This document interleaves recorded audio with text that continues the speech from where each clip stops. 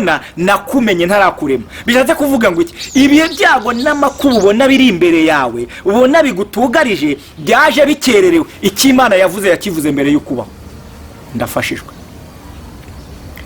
Tangariza umutima wawe we kugira ubwoba.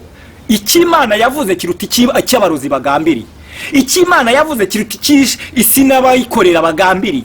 Icyo Imana yavuze kiruta icy'abazima babi bagambiriye. Icyo Imana yavuze kiri hejuru cyane y'icyo abantu bavuze. Ubundi baguhaye ukwezi, Imana iguha umwaka. Baguhaye umwaka, Imana iguha imyaka. Bivuze iki? Icyo Imana yavuze, Imana ishimwe, kiri hejuru cyane y'icyo abantu bavuze. Icyo Imana yagambiriye kiri hejuru cyane y'ibyo abantu bagambiriye. Icyo abantu bakubona, uko abantu bakubona siko Imana ikubona. Mbese babona pirati fotokopi, babona fotokopi mbese pirati ariko original iri mu imbere muri wowe. Icyo Imana igambiri, amasezerano Imana yavuze kuri wowe arakomeye kuruta ukwisi komeye. Noneho ngo Elisa arikarebye abona kubisobanura Gihazi adafite amaso y'umwuka atabyumva. Niko Bibiliya yahise niho twahise dusoma Elisa itasenga. Imana ishimwe. Buriya kugendana n'abantu bafite n'ubwenge bw'umwuka no bw'umubiri birakenewe.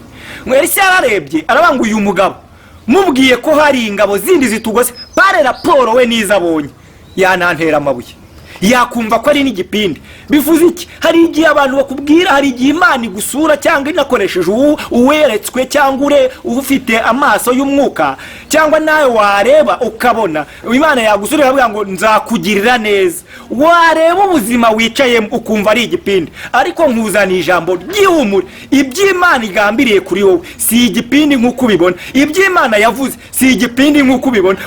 Aleluya. Umugambi Imana ifite kuri wowe ni muremure kurusha uko wowe ubibona. Nubwo ubona hari igihe ureba ukabona nta nzira, Imana iracyafite inzira. Nubwo ubona ukabona nta gisubizo, Imana iracyafite igisubizo ku buzima bwawe. Ngo nuko Elisa arebye abona kubisobanurira Gihazi byagorana, ngo ahita asenga aravuga ngo Uwiteka ndakwinginze humura amaso y'uyu mugabo arebe.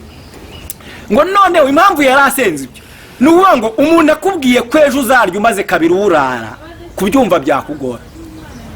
Umuntu akubwiye ko nawe ejo uzagira umwana umaze imyaka 17 cyangwa 8 cyangwa 5 utarabyara byakugora. Kukubwira ko ejo nawe nubwo wiga ubona byanga uzakomera ukaba umuntu ukomeye byaba bigoye kandi bari kukwirukanira Minerval. Kukubwira ko uzarangiza kwiga hari igihe bakwirukana ukamara ibyumweru 2 mu rugo bitewe n'ubuzima mu rugo bafite cyangwa abanyu bafite byaba bigoranye cyane. Kukubwira ko nawe uzubaka mu mujyi cyangwa ukagira iyawe nzu ubona banagusohora mu nzu muri chambrette y'ibihumbi 10 nawe wabibuze kubyishyura byaba bigoranye. Nicyo Elisa rero yarebye aravuga ngo nimbwira uyu mugabo ko ari izindi ngabo zitugose watareba ntabyumva. Ahita asenga rero aravuga ngo Uwiteka ndakwinginze humura amaso y'uyu mugabo amurebe. Ngo akimaza kureba ahita amuga ati no twagenda mu izina ry'Imana nkorera nkuvanye mu buzima warurimo ngushyize mu buzima Imana yagambiriye ku buzima bwawe. Mbese nguteje intambwe, ndavuze ngo uvaho waruri mu izina rya Yesu mu maganya n'amarira n'agahinda n'umubabaro utera imbere, kuko hari Imana ifite urufunguzo rw'ibizaba rutu rw'abantu bafite. Hari Imana ifite ubuzima bwawe burutu bw'abantu bafite. Hari Imana igambiriye kukugirira neza kurusha uko abantu bagambiriye. Ngo nubwo ubona niyo mpamvu rimwe Imana yabwiye Kuro, iramubwira ngo Kuro bwira uwo musozi ukuri imbere ukuva imbere. Kuro arebye asanga yagiye kizabonwa ntiwavaho. Arebye asanga yasengeye kinyamakara ntiwavaho. Arebye asanga yasengeye mbanguka ngutabare ntiwavaho. Arebye asanga yagiye kuri Kigali Mount ke runaka y'Ubugane n'ahandi asanga ntiwavaho. Arebye asanga yagiye Kanyarira uwo musozi ntiwavaho.